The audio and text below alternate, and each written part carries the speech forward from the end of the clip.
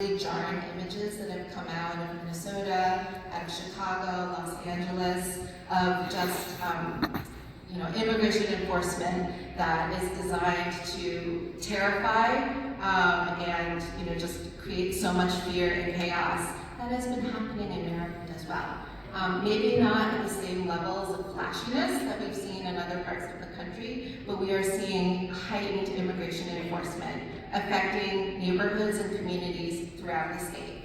And so, with the statistics that we've seen that have been obtained through Freedom of Information Act requests from ICE, we've seen arrest rates at quadruple the levels that they were in 2024 and continuing to climb.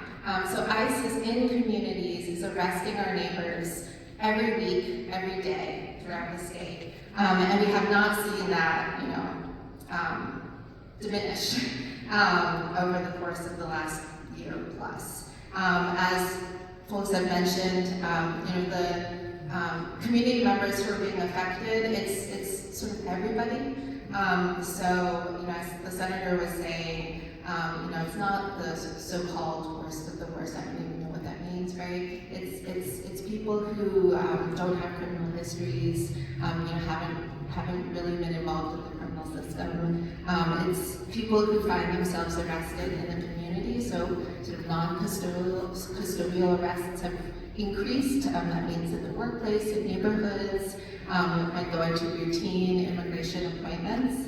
And in addition to increased enforcement, we're seeing federal policy changes that effectively can delegalize people who've had some kind of protection, some access to work authorization, or have indeed already been vetted and approved for some kind of humanitarian protection, like refugee status or asylee status. And so we see this ongoing threat to temporary protected status, which protects tens of thousands of Marylanders.